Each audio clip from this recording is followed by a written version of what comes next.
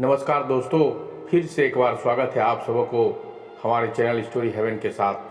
आज हम फिर हाजिर हुए हैं एक नई जानकारी लेकर। तो चलिए इसे शुरू करते हैं। भगवान श्री राम का मंदिर अयोध्या में बनकर तैयार हो चुका है, लेकिन अभी कुछ ऐसी चमत्कारिक घटना सामने आ रही है जिसे देखकर हर कोई इंसान हैरान है। जो गिद्ध पिछले कई सालों में वहाँ नज़र भी नहीं आ रहे थे, वहाँ अयोध्या में बड़ी संख्या में गिद्धों का झुंड डेरा डाल चुका है। लोग इन्हें साक्षात जटायु का अवतार समझ रहे हैं। जी, भगवान श्री राम की मंदिर की प्राण प्रतिष्ठा में शामिल होने के लिए शायद आए हैं। लोगों को हैरानी शायद इसलिए हो रही है क्योंकि गिद्ध की प्रजाति विलुप्त होने के कगार पर है। साल 2000 के बाद इतनी संख्या में गिद्धों का झुंड कहीं पर भी नजर नहीं आए, और इतनी बड़ी संख्या में गिद्धों का झुंड अयोध्या पहुंच जाना और प्राण प्रतिष्ठा से पहले वाकई में भगवान श्री राम का चमत्कार समझा जा रहा है। और यह जब खबर मीडिया के अंदर पहुंची तो सब जगह भगवान राम की चमत्कार की चर्चा होने लगी। इस चमत्कार को आज साइंटिस्ट भी मान रहे हैं। आज के इस वीडियो में भगवान श्री राम के मंदिर बनाने के वक्त हुए वह चमत्कार बताएंगे, जिसे सुनकर शायद आप भी चौंक जाएंगे। आखिर क्यों नेपाल से 2 विशाल शिलाएं लाई गई है? जिस भगवान श्री राम की मूर्ति बनाई जानी थी, लेकिन उनसे मूर्ति न बनाकर दूसरे पत्थरों को लाया गया है। आज का वीडियो शुरू करने से पहले आपसे सादा रिक्वेस्ट है कि अगर मेरे चैनल पर नए हैं तो मेरे चैनल को सब्सक्राइब जरूर कर लें। तो चलिए शुरू करते हैं आज का वीडियो। दोस्तों, जिस समय का पूरी दुनिया बेसब्री से इंतजार कर रही थी, अब वह घड़ी आ गई है। अयोध्या में श्री राम मंदिर बनकर तैयार है। 22 जनवरी को रामलला की प्राण प्रतिष्ठा की जाएगी, लेकिन उससे पहले ही चमत्कार के ऊपर चमत्कार देखने को मिल रहे हैं। सबसे पहला चमत्कार देखने को यह मिला कि जब लोगों को अचानक जटायु के वंशज गिद्ध अयोध्या के आसपास उड़ते दिखाई दिए। यहाँ तक कि भगवान श्री राम का भक्त इन्हें राम मंदिर की प्राण प्रतिष्ठा में आए मेहमान मान रहे हैं, क्योंकि पिछले कुछ सालों में यह प्रजाति विलुप्त सी हो गई थी। लेकिन राम मंदिर की प्राण प्रतिष्ठा नज़दीक आते ही अयोध्या के आसपास बड़ी संख्या में गिद्ध आ पहुँचे हैं। लोग इस करिश्मा को देखकर पूजा भी कर रहे हैं, जो कि गिद्ध ऐसा प्राणी है जो भारत से विलुप्त हो चुका है। ऐसे में प्रभु श्री राम की प्राण प्रतिष्ठा से पहले ही वह दिखना लोगों को श्री राम का चमत्कार मानकर पूजा कर रहे हैं। अब दोस्तों, यह इतनी बड़ी बात कोई संजोग की बात नहीं हो सकती है। दोस्तों, कुछ बुद्धिजीवी लोग रामायण के होने पर भी सवाल उठाते थे। उन लोगों का मानना है कि रामायण असल में एक कहानी थी, मगर दोस्तों आज भी रामायण से जुड़ी हुई सारे ऐसे सबूत मौजूद हैं जो हर किसी को मानने के लिए मजबूर कर रहे हैं। भगवान राम ने जो राम सेतु पुल बनाया था लंका जाने के लिए, वह आज भी मौजूद है। उसे वैज्ञानिकों ने भी माना है। वैज्ञानिकों ने उसे देखकर यह कह दिया कि यह कोई प्राकृतिक नहीं है, बल्कि यह इंसानों द्वारा बनाया गया पुल है। और जिस स्थान पर वह पुल बनाया गया था वह आज भी उसी जगह पर मौजूद है।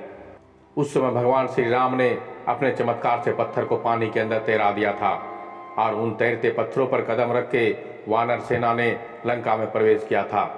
दूसरा सबसे बड़ा सबूत रावण की खुद की लंका है। रावण की लंका आज भी मौजूद है, और यह चमत्कार भी बहुत बड़ा सबूत है। जटायु गिद्ध प्रजाति से ताल्लुक़ रखते थे, वहीं जटायु भगवान श्री राम के परम भक्त थे। दोस्तों, जटायु और भगवान श्री राम के बारे में रामायण में भी कई बार हमें उसका जिक्र मिलता है। त्रेता युग में भगवान श्री राम को अपने पिता द्वारा वनवास का आदेश मिला था। जब पंचवटी में भगवान श्री राम को जटायु से मुलाकात हुई थी।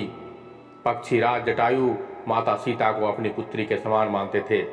दरअसल जब रावण माता सीता को हरण करके ले जा रहे थे तो जटायु ने ही लंकापति रावण को सीता माता की रक्षा के लिए युद्ध किया था। वहीं जटायु जिन्होंने अपने पंखों से रावण को बहुत चोट पहुंचाई थी। रावण की शरीर को जटायु ने ही लहूलुहान कर दिया था। उस संघर्ष में जटायु ने अपने प्राणों की आहुति दी थी।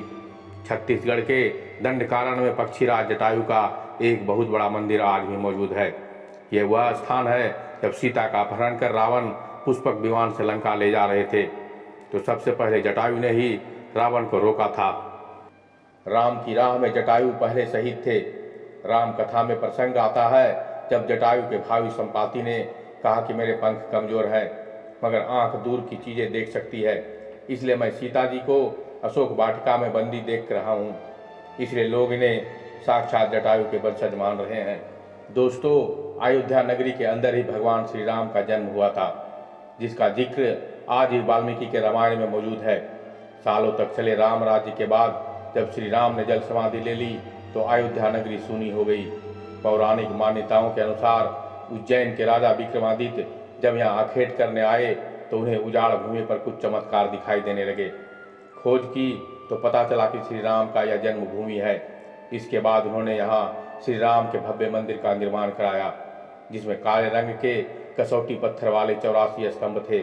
समय समय पर यहाँ राजा ने मंदिरों की देखभाल की, लेकिन 14वीं शताब्दी के बाद जब भारत में मुगलों का शासन हुआ तो श्री राम जन्मभूमि को नष्ट कर वहाँ बाबरी मस्जिद बना दी गई। सन 1525 में राम जन्मभूमि मंदिर को बाबर की सेनापति मीर बंकी ने ध्वस्त करवाया था।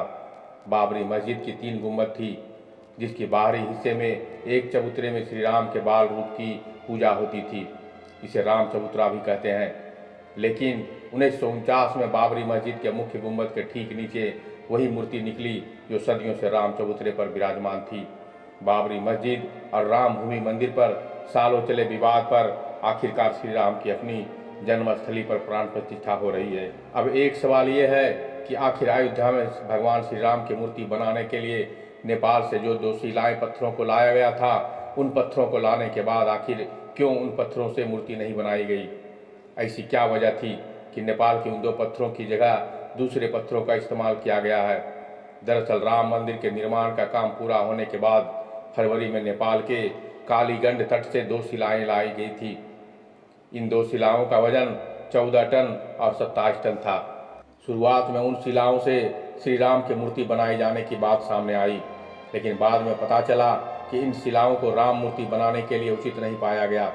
भारतीय मीडिया में छपी कुछ खबरों के मुताबिक इन पत्थरों से मूर्ति नहीं बनाए जाने की एक वजह राम मंदिर से जुड़े संतों की ओर से जताई गई आपत्ति थी।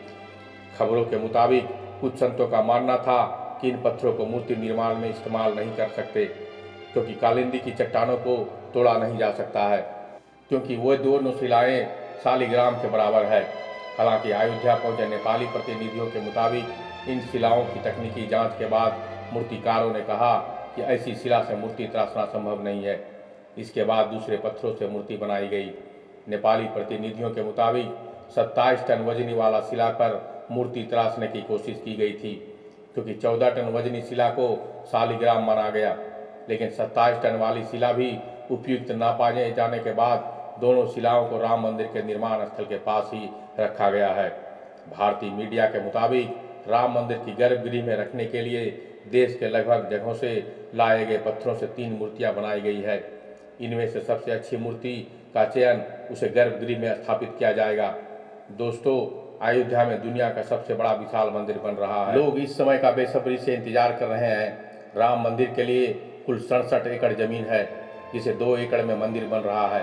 पहले मंदिर के मुख्य शिखर की ऊंचाई 128 फीट थी, अब यह 161 फीट की होगी।